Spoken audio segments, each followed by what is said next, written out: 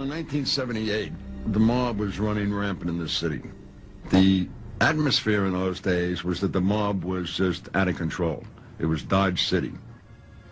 In New York City in 1978, the mob consisted of 5 organized crime families: the Gambinos, the Bonanos, the Colombos, the Lucchese's, the Genovese. These families adhered to strict rules of organization and protocol. The top of the family is the boss of the family, and then there's an underboss, a consigliere, and then below them are capos, who are significant leaders of the family. Under them, they have made members who are actually sworn-in members of the family, and below the made members are what they call associates. People could be associated with a capo or with a made member of the family and carry out the business of the mafia family. One of these associates was Jimmy the Gent Burke, a lifelong criminal working out of the Ozone Park neighborhood in Queens. Jimmy Burke was notorious in law enforcement circles as being an absolute reckless individual. Because of his Irish heritage, Jimmy could not be a made member of the mob, meaning he couldn't reach its highest levels. But he was still very active. He was a tough guy's tough guy, and he was an earner. Jimmy Burke brought in money, and that brought the kind of respect from captains and bosses that even legitimate Italian heritage couldn't. Burke headed a gang, or crew as the mob called it, that was involved in bookmaking, cigarette smuggling, loan sharking, and their most profitable venture, hijacking merchandise from JFK International Airport. In the case of Kennedy Airport, there were 2 dominant families there. At that time, there were the Gambino family and John Gotti's crew, and the Lucchese crime family and Jimmy Burke's crew, which kind of split the airport with John Gotti. Truck hijacking was rampant at Kennedy Airport. You know, we used to grab a few loads every week, just about. I mean, it was like taking candy from a baby. It was almost as if the airport was the mafia's ATM. You know, if you needed easy cash, you would go hijack a couple of trucks at the airport, and it would be a load of TVs or a load of shrimp. You know, it didn't matter. They knew how to move merchandise on the street. Kennedy Airport was an easy mark. You had the unions there. You had a lot of the workforce who were gamblers with gambling debts. So you had a steady stream of inside information. Kennedy Airport was easy pickings for the mob. And if a hijacking occurred, police could place good bets on where it had been planned. We believed at the time that most of the planning of any hijacking at Kennedy Airport came out of Robert's Lounge via Jimmy Burke. Robert's Lounge was a famous place not only in the underworld but also in law enforcement. Robert's Lounge was Jimmy Burke's headquarters for years and years. Jimmy had owned the building. He owned that building, owned the building next door. We had a club downstairs in the basement. It was a clubhouse and also a drinking bar and restaurant. We used to gamble in the basement. We had a nice club fixed up there. We had bocce courts in the back. It was, you know, a place to hang out. It was very close to JFK Airport. There was a lot of airport employees hung out there. We got a lot of information from those people. And that connection with airport employees paid off. In fact, it led to the biggest heist in U.S. history. The robbery of the Lufthansa cargo building was the brainchild of a Lufthansa cargo worker by the name of Peter Grunwald. He was actually a clerical employee at the cargo building, and he realized that large sums of money and significant things of value were passing through the cargo building all the time. He then came up with the idea of how to execute the robbery, but he couldn't find anybody to do it. He went to a bowling buddy of his who also worked at the cargo building, a fellow by the name of Lou Werner. Werner, deeply in debt from gambling losses, seized on this plan as a way to pay off his bookie. What Werner did was he double-crossed Peter Grunwald, and he took his plan and he went to a runner for a bookmaker. He knew a person by the name of Frank Mena. Mena, in turn, put Werner together with Martin Krugman, who was a big-time bookmaker. Krugman took the idea to Henry Hill, a close confidant of Jimmy the Gent. He says he was going to get us all lucky, you know, for the holidays. I didn't put too much stock in what he had said, but as he continued to, you know, to tell me the story and produce more stuff, it started to shape up. The plan was to rob Lufthansa Airlines of the cash in their high-value storage area. This money came into the airport from Europe, destined for U.S. banks. Usually the money was held at Lufthansa for a few hours, but occasionally, if it came in after the Brinks trucks had left, it was held until the next business day. Because it was cash from Americans overseas exchanging currency, it was in small bills with non-sequential serial numbers. Jimmy knew that with good inside information, this could be a great score. Two more members of Jimmy's crew, Robert "Frenchie" McMahon and Joe "Buddha" Manriquez, were sent to interview Werner. They were the only contacts from the crew that Werner would ever meet. Frenchie and Joe Buddha met with Lou Werner and got a full set of plans. Then Jimmy and myself, we started to put together the rest of the crew. The team that would perform the robbery would include Joe Buddha, Frenchie, Vincent Asaro, Jimmy's son Frankie, Angelo Seppi, and Jimmy's close friend Tommy DeSimone. Tommy DeSimone was a complete psychopath. He would think nothing of killing anyone at the drop of a hat. With Tommy and the rest of the gang set, the next step was clearing the robbery with the gang's capo, or captain, Paul Vario, a powerful member of the Lucchese family. Before Jimmy Burke could carry out the Lufthansa robbery, he would have had approval from Paul Vario. It would have been his responsibility to share a good portion of the proceeds with Vario. Once approval was given, the final plan was set. Werner would watch Lufthansa's cargo logs for the next large shipment of cash from Europe. They start mapping out a way to execute the robbery, thinking sometime around Christmas. What happens is their plans get expedited because on a Friday afternoon, there is a big shipment of money coming into the United States from Germany. And it is cash that was spent by probably American tourists and others in foreign countries and had been accumulated and was being shipped to Chase Manhattan Bank here in New York City. Usually, incoming money was immediately transferred from the airport to the bank via Brinks trucks. On this day, however, a delay in procedures caused the cash to be held in Lufthansa's cargo area for the weekend. Werner wasn't involved in the delay, but after the Brinks guards left, he discovered the shipment. Werner immediately left work and called up Joe Buddha. Buddha then got in touch with Burke, and the robbery was executed on an expedited basis on Sunday evening. On December 11th, 1978, at 3 in the morning, masked robbers drove a large black van into the Lufthansa storage facility. After entering, they rounded up the 10 employees who were working the graveyard shift and herded them into the lunchroom. Next, the shift supervisor was escorted at gunpoint down to the high-value storage area. You had to close the outer door, go into the second room, open that, go into the strong room, bring the money to the second room, close that door, go through a series of combinations on the safe, and then open the outer door. Then we had to load the truck, and I made sure everybody stayed quiet in the interim of this. After less than an hour, the gang pulled away from Lufthansa, loaded down with cash and jewels. The robbery went off without a hitch. The group escaped without detection. Burke had expected perhaps a few $1 million from the heist. What they came back with was over $5 million, plus foreign currency, unset gems, and jewelry. I don't think anyone had any idea that it was going to be that much money. This small band of wise guys had pulled off the perfect crime. Little did they know that for most of them, this would be the beginning of the end. When the story broke, it started crossing the wires early in the morning, and it was billed as an armed robbery at the high-value cargo area at the Lufthansa cargo terminal at Kennedy Airport. And it could have been $500,000, and then it could have been $1 million.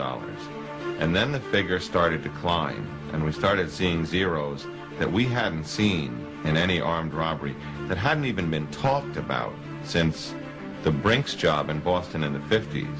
And pretty much before lunchtime, you knew that this was probably the biggest cash robbery in U.S. history. Though never confirmed, the take was estimated to be between $5 and $6 million. And as the New York tabloids speculated about possible suspects, the police and FBI knew who was most likely to be behind the crime.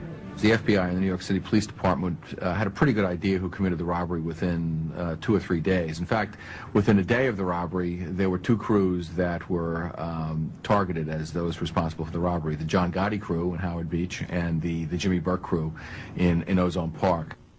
Undercover detectives prowled the bars in those 2 areas, looking for information. Would send detectives out, have a cocktail, go in with a girl, sit down, start talking to certain people. And I would say within 24 hours we had the whole story. The behavior of the Roberts Lounge gang was suspicious. Though Jimmy had given only a small percentage of the money to his men, they still celebrated in a very public manner. These guys can go out and spend it immediately, either on broads, on booze, on drugs, on racetracks, on cars. I mean, the mentality of these people, I think collectively they had the IQ of an ashtray. They really couldn't function in the real world. It was the holiday season. Everybody was drinking, partying, buying all kinds of crazy gifts for their girlfriends. And I mean, it was insane. These were not the faculty of Harvard.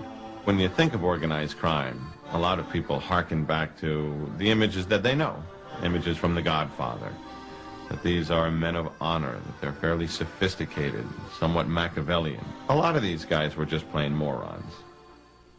Despite the crew's reckless spending spree, the task of proving them guilty didn't prove to be easy. Jimmy's reputation as a vicious killer meant people with information would not risk going on the record with any allegations. Knowing and proving are always 2 different things in law enforcement. Very quickly, everybody knew that this was Jimmy Burke and his crew behind the robbery, but being able to prove that required one of 2 things.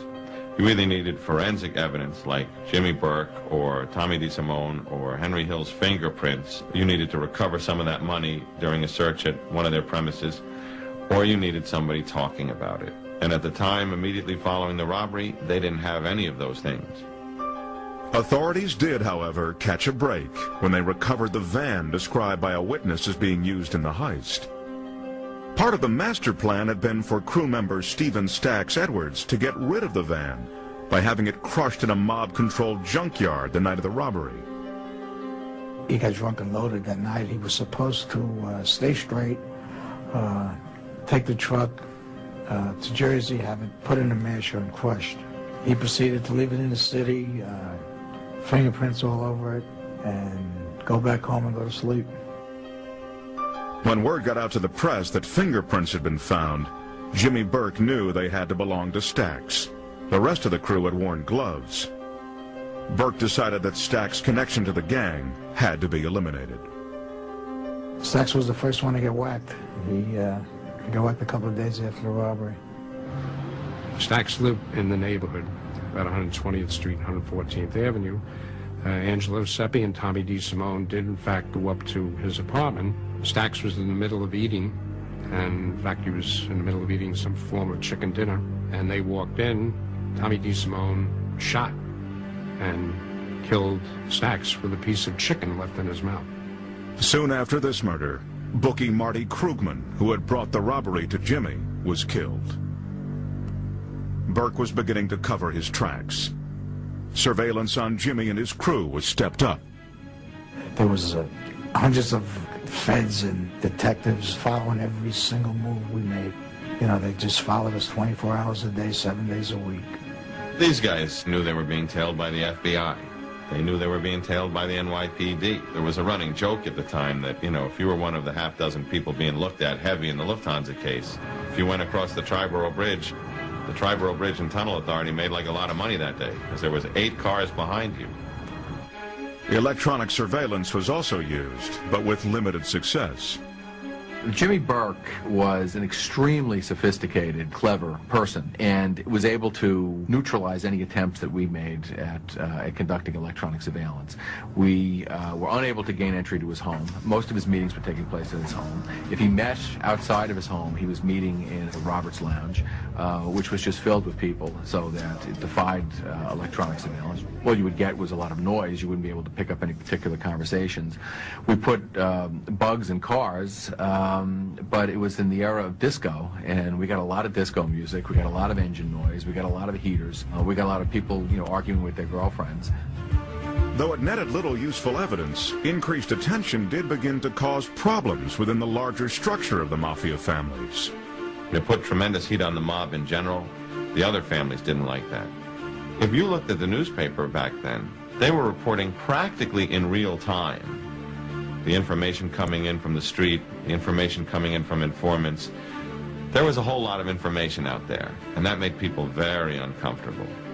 While law enforcement kept the heat on the mobsters, they also pursued another angle. They began to focus on the suspected inside man on the job, Louis Werner.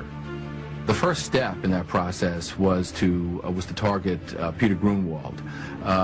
We got information from people that Grunwald had actually come up with a plan.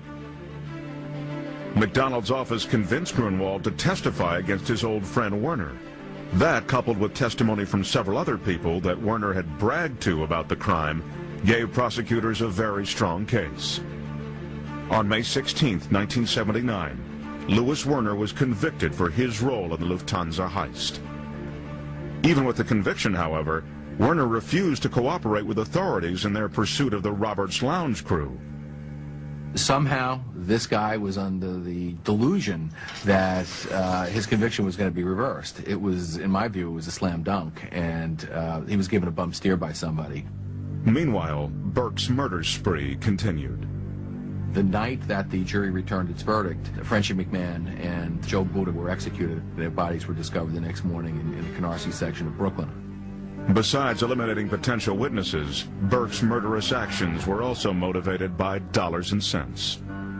You know, the greed overtook him, and he went completely insane, you know, and I guess he had a lot of influence from the other bosses of the family because they figured it was just easier to kill all the other people rather than to give them their fillets.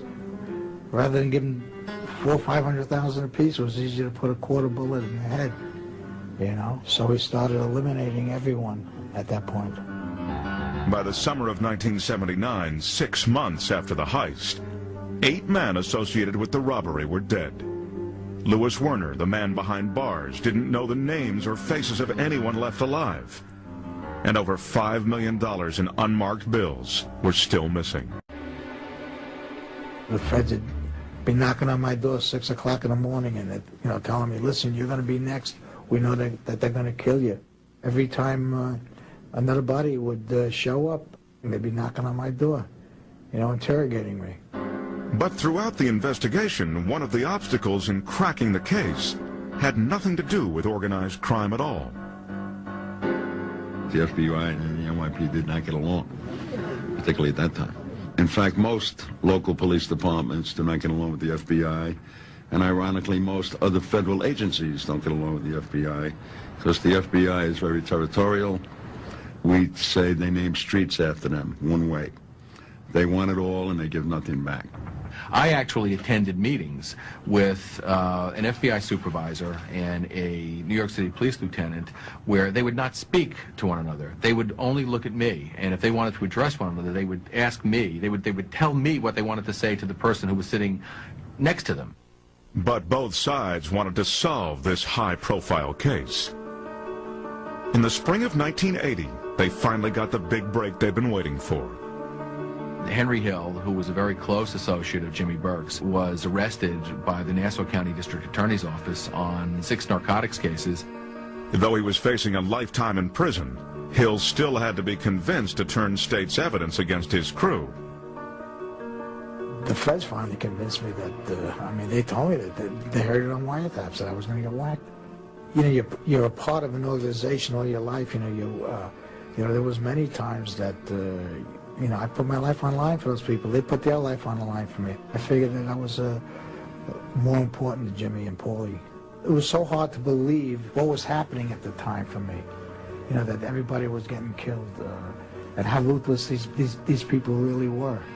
I started to realize that it was money, it was the greed that, that was making them do this. And, little by little, the more people that got killed, the more I started to realize that, I just might be one of them eventually. Because most of the witnesses that could corroborate Hill's leads on Lufthansa had been killed, Prosecutors focused on another strategy to put Lufthansa mastermind Jimmy Burke and his boss Paul Vario behind bars. The FBI, when they do question you, they make you what they call a queen for a day. And a queen for a day is their terminology that if you're going to roll over or give evidence against somebody, you have to tell us everything you ever did or you were involved in. If you leave one iota out, you will no longer be queen for the day. You will be charged with that one crime. Henry Hill testified to all of the hundreds of crimes he had committed over the last 30 years. Those crimes often involved Burke and Vario. This was Ed McDonald's chance to nab the elusive mobsters. It's often called the Al Capone syndrome. If you don't get him on one thing, you get him on something else. But even with Hill's testimony, there was no guarantee that a jury would believe him. Henry Hill was an unusual witness, and his performance was very unusual. It was unusual in the sense that he was an easy mark for the cross-examiner. He was utterly despicable, utterly reprehensible. He had no redeeming qualities. The only thing that we had, that he had going for him as a witness, was that we had unmistakable proof that he was closely associated with the people against whom he testified. I was sitting there watching Henry Hill disintegrate on the witness stand, but at the end of the case, we were able to argue that if Henry Hill was so bad, what were they doing hanging out 24 hours a day with this lowlife? And so the more they cross-examined Henry Hill, I think the worse they made it for themselves. So in the long run, Henry Hill was a very effective witness. Although there was not a conviction for Lufthansa, Hill's testimony did lead to 2 convictions for Jimmy the Gent Burke. One for a basketball point shaving scheme, the other for the murder of a man named Richard Eaton. Capo Paul Vario was also convicted on charges of racketeering. On May 3, 1988, the 75-year-old mob boss died in a Fort Worth prison. Almost 8 years later, on April 13, 1996, Jimmy Burke died behind bars at Wen Correctional Facility in upstate New York. Neither man ever confessed to being part of the Lufthansa heist. With Jimmy Burke's death, one question still remained unanswered. Where did all the money go? There's a lot of people out there who got money out of this robbery who will never be found. Probably the major benefactor of this robbery was the mafia. The bosses of the mob, they got a large chunk of this money, no question about it. There was a lot of others involved that never came into suspicion or was ever prosecuted. Certainly for the mob, it was the perfect crime. And the reason it was the perfect crime was because it involved cash, piles and piles, bags and bags of undocumented, untraceable, not hard to launder, U.S. currency, foreign currency, cash. There's one thing that is the lifeblood, the heart of the mob, the thing that drives its existence, the thing that makes its blood course through its veins, the thing that makes its bosses smile. It's cash. And the Lufthansa robbery was all about cash. Nobody so much as scratched their thumb on a doornail. It was clean, it was quick, it was cash. You don't get more perfect than that.